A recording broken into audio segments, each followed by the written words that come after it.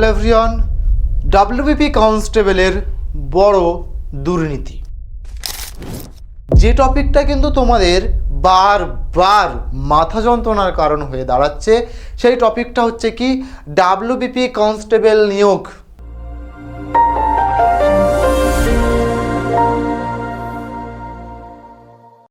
সেই সংক্রান্ত যে দুর্নীতির গল্প বা খবরের কাগজ বা তুমি একটা দেখতে পাবে আমাদের খবরের কাগজেও প্রকাশ হয়েছে এবং বহু খবরের চ্যানেলগুলোতে যে কথা নিয়ে কিন্তু আলোচনা করা হচ্ছে, যেটার ভিডিও ইতিমধ্যে আমি তোমাকে অনেক দিন আগে যখনই তোমাদের ইন্টারভিউ শুরু হচ্ছিল তার প্রাককালে আমি কিন্তু অলরেডি তোমাদেরকে বলে দিয়েছি। তো সেই সংক্রান্ত আপডেট নিয়ে কিন্তু আজকে তোমাদের সামনে আমি হাজির হয়েছি। আজকের টপিক হচ্ছে ডাব্লিউবিপি কনস্টেবল নিয়োগের সংক্রান্ত আপডেট, অর্থাৎ 25-26। সত্যিই কি এখানে বড় দুর্নীতি হতে চলেছে, বা এখানে আমরা কোন জায়গা থেকে কিভাবে সমস্যাটা তৈরি হলো, বা কেস সেটা কি আদৌ সলিউশন হলো, বা যে কেসটা আমাদের কোর্টে গেছিলো তার রায় কি হলো, নাকি এখনও কিছু প্রগ্রেস হয়নি, সেসব নিয়ে আলোচনা করব। সবাইকে welcome to BSSCI defence and police YouTube চ্যানেলে সবাইকে স্বাগত। তো চলো শুরু করছি আজকের আমাদের যে সেশন, সেই সেশনটাকে এগোনোর।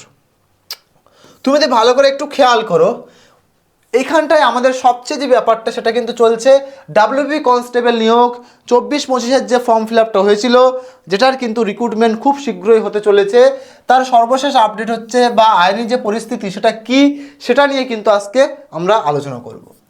ঠিক আছে, পরবর্তী দেখো আদালতের নির্দেশ কি, সম্ভাব্য রেজাল্টের তারিখ এবং ফাইনাল কাট অফ সমস্ত কিছু নিয়ে কিন্তু আমরা এখানটাতে আলোচনা করব। ঠিক আছে, উপস্থাপনায় কে তোমাদের জানোই আমি, ঠিক আছে, বিজয় স্যার, এবং বিএসএসসিআই পুলিশ এবং ডিফেন্স যে চ্যানেল, এই যে চ্যানেলটাকে তোমরা দেখছো এই চ্যানেল। তো তোমরা অবশ্যই নতুন হয়ে থাকলে সাবস্ক্রাইব করে রেখো, সমস্ত ক্লাস কিন্তু তোমাদের জন্য আসতে চলেছে, তো সেজন্য কিন্তু আমাদের প্ল্যানিং চলছে। ঠিক আছে, যারা কেপি দিয়েছো বা কেপি মেন্স দিতে চলেছো বা দেবে, তাদের জন্যও কিন্তু আমাদের কিন্তু ক্লাস শুরু হবে খুব শীঘ্রই। তো তোমাদের জন্য সেই সমস্ত নিয়ে কিন্তু প্ল্যানিং চলছে। তো আজকে আমাদের যে টপিক, সেই টপিকে আমরা আস্তে আস্তে আসি। ঠিক আছে, ফেব্রুয়ারি 2026, যেখানে কিনা ইতিমধ্যে আমাদের ইন্টারভিউ প্রায় শেষ পর্যায়ে বা শেষ হয়ে গেছে। ঠিক আছে, তো সেই জায়গায় দাঁড়িয়ে আমাদের নিয়োগের মধ্যে একটা দুর্নীতির গন্ধ যাদের দেখতে পাওয়া যাচ্ছে, যেখানে কিনা কি বলা হচ্ছে কারেন্ট কমপ্লিকেশন, অর্থাৎ নিয়োগ প্রক্রিয়ায় যে জটিলতা তৈরি হয়েছে, আদালত নির্দেশ দিয়েছিল কি কলকাতা হাইকোর্টকে, ঠিক আছে, পশ্চিমবঙ্গ পুলিশ রিক্রুটমেন্ট বোর্ডকে অর্থাৎ ডব্লিউবিপিআরবিকে নম্বর বিভাজন সহ বিস্তারিত মেধা তালিকা প্রকাশ করতে হবে। এটা কিন্তু আদালত, ঠিক আছে, তুমি দেখতেই পাচ্ছ কলকাতা হাইকোর্ট কিন্তু এই নির্দেশটা দিয়েছিল, এবং যেটা কিনা বলা হয়েছিল 11-12 তারিখের দিকে সেই নির্দেশের কোনো না কোনো একটা রায় যেন বা প্রত্যেকের লিস্ট যেন বেরিয়ে যায়। সেইখানের যে কেসটা হলো সেটা কিন্তু বেরোয়নি। মূল সমস্যা তাহলে কি, বোর্ড পাবলিক ওয়েবসাইটে তালিকা আপলোড না করে আদালতের কাছে বন্ধ খামে, ঠিক আছে, একটা সিলড এনভেলপে তালিকা জমা দেওয়ার চেষ্টা করেছিল। ব্যাপারটা বুঝতে পারছো?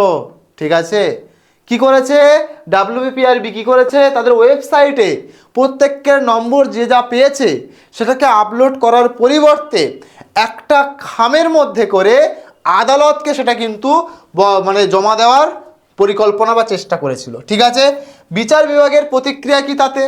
বিচার বিভাগ বলেছে স্বচ্ছতার অভাব নিয়ে আদালত প্রশ্ন তোলে এবং কেন পরীক্ষার্থীর ওয়েবসাইটে নম্বর দেখতে পাচ্ছে না তা জানতে চায়। তাহলে তোমরা এখানে পরিষ্কার দেখতে পাচ্ছ যে বিচার বিভাগ অর্থাৎ আদালত, ঠিক আছে, সে কিন্তু জানতে চেয়েছে কি নিয়ে, সে জানতে চেয়েছে কেন ওয়েবসাইটেরা প্রকাশ করা হলো না, কেন প্রত্যেকটা স্টুডেন্টদেরকে তাদের যথাযথ প্রাপ্য নম্বর ক্যাটাগরি ওয়াইজ ভাগ করে দেওয়া হলো না।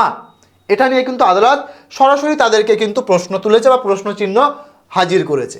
ঠিক আছে, এবার রিসেন্ট জুডিশিয়াল যে অর্ডার, সেই অনুসারে কি, সেই অনুসারে অলরেডি কিন্তু বলা ছিল সিঙ্গেল বেঞ্চের নির্দেশ অনুসারে 11ই ফেব্রুয়ারি শুনানির পর আদালত একটি নতুন সময়সীমা নির্ধারণ করেছে বা করবে, এরকম একটা কিন্তু তখন খবর ছিল। অর্থাৎ তোমরা বুঝতেই পারছো এই যে 11ই ফেব্রুয়ারি যে ডেটটা, 11ই ফেব্রুয়ারি কিন্তু তোমাদেরকে কি করা ছিল, বলা হয়েছিল এর যে শুনানি, এই শুনানি কিন্তু সেই সময় ছিল, এবং বা বলা হয়েছে তার পরপরই যাতে সমস্ত কিছু প্রকাশ হয়।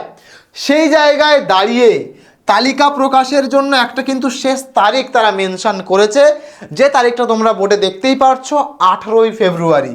অর্থাৎ এই 18ই ফেব্রুয়ারি কিন্তু বলেই দিয়েছে সরাসরি আদালত থেকে যে ওয়েবসাইটে ক্যাটাগরি ওয়াইজ, ঠিক আছে, প্রত্যেকের মার্ক কিন্তু যাতে ওরা প্রকাশ করে, এটা কিন্তু অলরেডি বলে দিয়েছে, ঠিক আছে।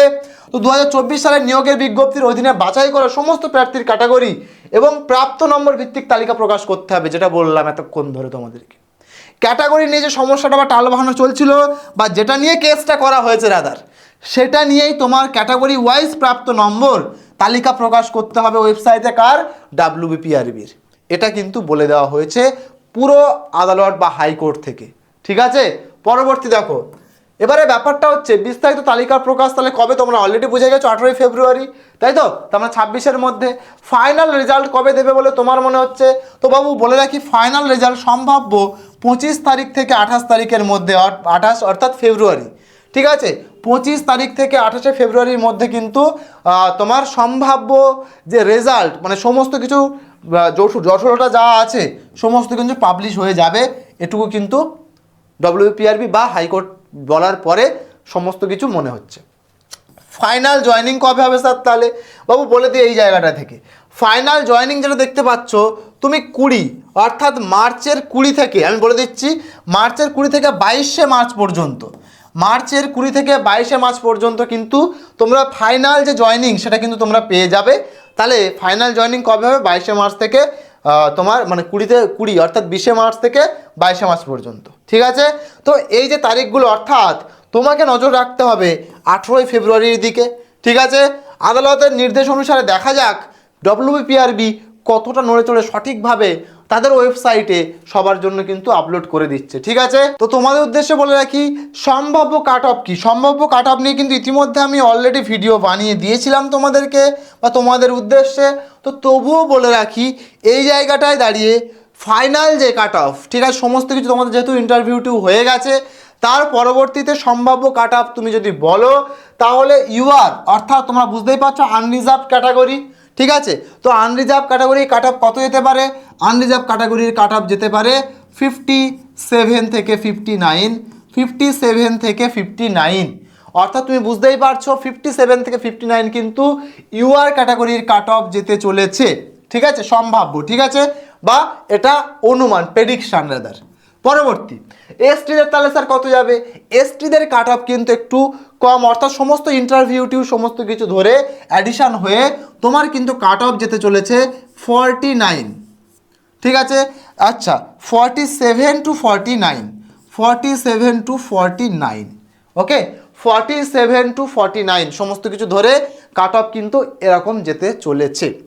তাই যারা যারা এরকম আছো ইউআর আর SC ST OBC তোমরা জানোই পূর্ববর্তী 10 অনুসারে কেমনভাবে যায় বা যাচ্ছে, তো সেটা তোমরা একটুখানি দেখে নিও এই জায়গাটা, ঠিক আছে।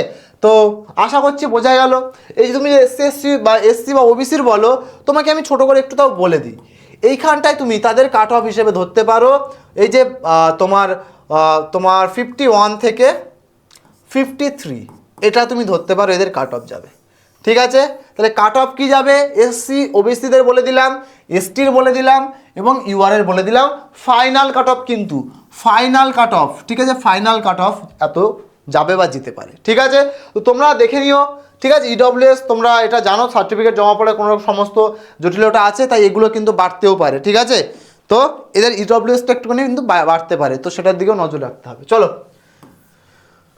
পরবর্তী দেখো 2026 সালের এইবারে দেখো খুব একটা বড়সড় সুযোগ তোমাদের জন্য বলেছি আসতে চলেছে, সেটা ভোটের আগে তোমরা অনেকেই অনেক কথা বলেছো, যখন নোটিফিকেশনটা বেরোবে অবশ্যই তো তোমাদের সামনে নিয়ে আসবো, তখন বুঝতে পারবে। কিন্তু তোমাদের কাছে এখন আমি রিকোয়েস্ট করব কি, এই যে 5 থেকে 6 মাস আগে আমি তোমাদেরকে জানিয়ে দিচ্ছি, এখন থেকে যদি তুমি প্রিপারেশনটাকে মজবুত না করো তখন কিন্তু তীরে এসে তৈরি ডোবার মতো হয়ে যাবে। তাই বাবু বলবো তোমাদের কাছে, তুমি যদি বলো দাদা হিসেবে রিকোয়েস্ট করছি, তাহলেও তাই ভাবতে পারো যে এখন থেকে তোমার প্রিপারেশন জার্নি শুরু করো, সামনে কিন্তু একটা বড় ভ্যাকান্সি আসছে, ঠিক আছে। তার নিয়ে কিন্তু ভিডিও করেছিলাম, তোমরা অনেকে অনেক কিছু বলেছো, অনেকে ভালো বলেছো, অনেকে মন্দ কমেন্টও করেছো। তো বাবু দেখা যাবে, ঠিক আছে। চলো আগে নোটিফিকেশানটা আসুক, তারপর সমস্ত কিছু জানানো হবে। তো যখন এইখানটায় তোমাদের যেমন কিন্তু সিলেবাস থাকে তেমন সিলেবাস কিন্তু আছে। তাই তোমাদেরকে এখন থেকে আমি বলবো প্রিপারেশন জার্নিটাকে স্ট্রং করো, তাহলেই কিন্তু সামনের যে ভ্যাকান্সি সেখানে কিন্তু তোমরা বাজিমাত করতে পারবে। ঠিক আছে, তাহলে আমরা খবর রাখছি কি স্বচ্ছতার দিকে, খবর রাখবো 18ই ফেব্রুয়ারির দিকে, কারণ 18ই ফেব্রুয়ারিতেই আমাদের কি হতে চলেছে, আমাদের কিন্তু ওয়েবসাইটে ফল প্রকাশের প্রত্যেকটা ক্যাটাগরি অনুসারে ডেট কিন্তু জানিয়ে দেওয়া হয়েছে। ঠিক আছে, তাহলে বোঝা গেল। এবার তুমি যদি বলো স্যার তাহলে জয়েনিং কবে হবে, জয়েনিং হবে মার্চে। মার্চের কত তারিখ নাগাদ স্যার হতে পারে আমাদের ফাইনাল জয়েনিং? মার্চের বাবু জয়েনিং হতে পারে ফাইনাল কবে না স্যার 20 থেকে 25 তারিখের মধ্যে। মার্চের 20 থেকে 25 তারিখের মধ্যে তোমার জয়েনিং হবে শিওর।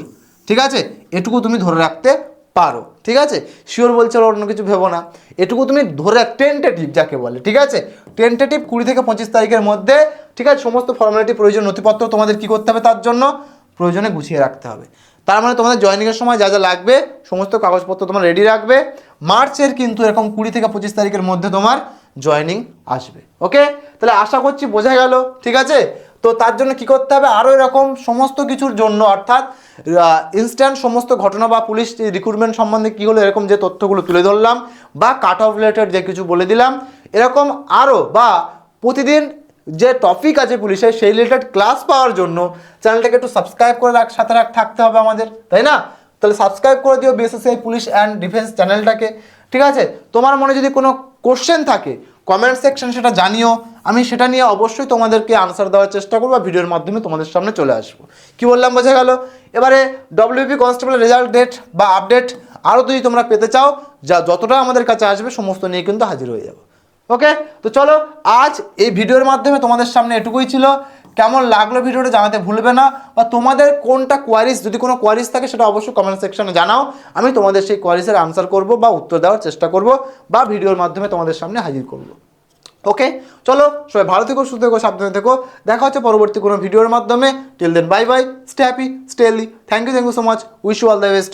একটা চাকরি যেন তোমার হয় আগামী যে ভ্যাকান্সি আসছে তাতে, এবং এটাই যারা সিলেকশন পাচ্ছ তারা অবশ্যই জানাবে, বা এটা নিয়ে কোনো কোয়ারিজ থাকলে অবশ্যই জানাবে কমেন্ট সেকশনে। Thank you so much, wish you all the best.